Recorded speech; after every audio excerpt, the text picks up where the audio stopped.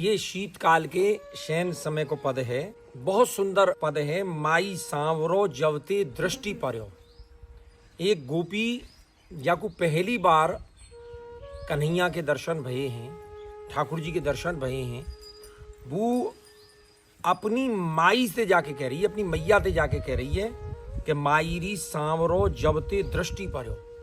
जबते ही सांवरो जो है, जो श्री कृष्ण जो हैं, वो जबते मेरी दृष्टि में परो है, मेरी दृष्टि ते वाकी दृष्टि मिली है, मेरे नैनन ते वाके नैन मिले हैं, तब ते मुकु सुध बुध बिल्कुल कछु नहीं रही है।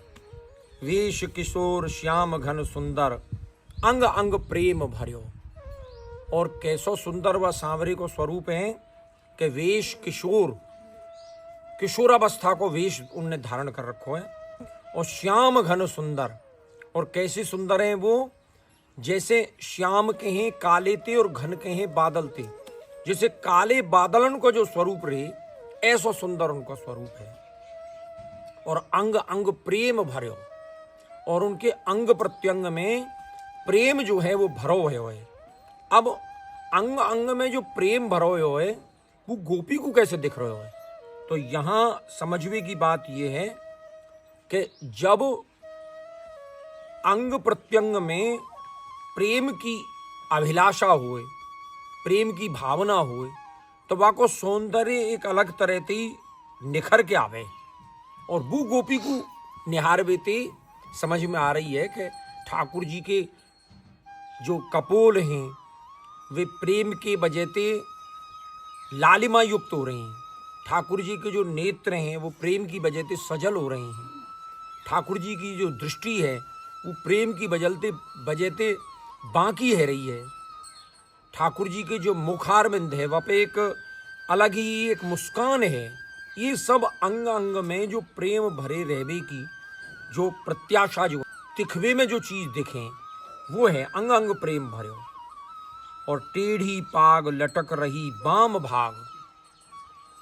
और ठाकुर जी की जो पाग जो है टेढ़ी, वो उनके बाम भाग में लटक रही है। तापर पेच जराए जरो।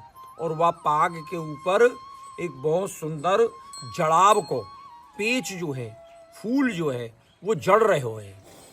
अब एक बात यहाँ समझने की है कि जब कभी आवे तो यही आवे कि बाम भाग, पाग जो है वो बाम भाग में झुक रही। हमेशा जब आवे तो ये आवे कि पाग जो है वो बाम भाग में झुक रही है। बाम भाग में क्यों झुक रही है? क्योंकि बामांग जो है वो स्वामिनी जी को स्थान है। और ठाकुर जी स्वामिनी जी की तरफ बार बार निहारें, उनकी दृष्टि बार बार राधा रानी की तरफ जाए, या हमारे उनके मस्तक के झुकवे थे, पाग जो है वो बाम भाग को झुके।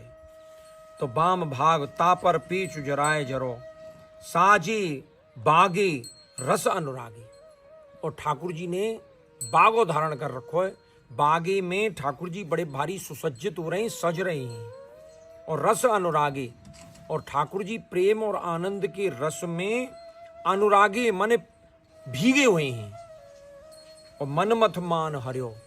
और इतनो सौंदर्य ठाकुर जी के श्रीअंग ते छलक रहे हो हैं कि मनमथ कहें कामदेव थे। तो कामदेव जो सुंदरता की पराकाष्ठा होए, सुंदरता की सीमा होए, वहां को मानवी ठाकुर जी के अंग प्रत्यंग के या सौंदर्य ने हर लियो है। और मोतन हेर हंसे मनमोहन, तवते सुध बुध सब विसर्यो। गोपिका कह रही है ये सब सौंदर्य है ठाकुर जी को, पाग भी झुक रही है बाम भाग, या तो कोई अंतर नहीं पड़े, लेकिन मोतन हेर, मेरे तन की तरफ, हेर माने देख के, मेरे तन की तरफ देख के, मेरे अंग की तरफ देख के ठाकुर जी हंसे मनमोहन। मन को मोह व्यवहारे जो श्री गिरिराज धरण है वो मेरे तन को देख के हंसे। तब का भयो मोतन हेर हंसे मनमोहन, तब ते सुध बुध सब विसर्यो। तब ते मैंने अपनी शुद्धि भी विसार दी है और बुद्धि भी मेरी विसर गई है। ना मेरे को कछु सुध रह रही है और ना मेरा कोई विवेक काम कर रहा है। और श्री विठ्ठल गिरधरन छबीलो, नैनन मांझ अर्यो। श्री विठ्ठल कहें कि जो गिरधरन छबीले हैं, जो गिरिराज को धारण करे वाले छबीरे ठाकुर जी हैं, वो नैनन मांझ आर्यो, वे मेरे नैनन के मांझ माने बीच में, नैनन के बीच में अड़े भये हैं। ना तो मुझको कछु देखन दे रहे, ना मेरे नेत्रन को बंद कर भी दे रहे। अब आप समझो कि मानो काई के नैनन में कछु अटक जाए, कछु अड़ जाए, तो बाकी क्या स्थिति होगी कि न तो बाबू दिन में चैन पड़ेगा, ना रात में नींद आएगी। तो वही स्थिति मेरी हो रही है कि जब ते सांवरो मेरी दृष्टि में पड़ो है, मेरे नेत्रन ते जब मैंने सांवरे के दर्शन किए हैं, तब ते वो मेरे नैनन के बीच में अड़ो भय हुए मायरी सांवरो जब ते दृष्टि पर।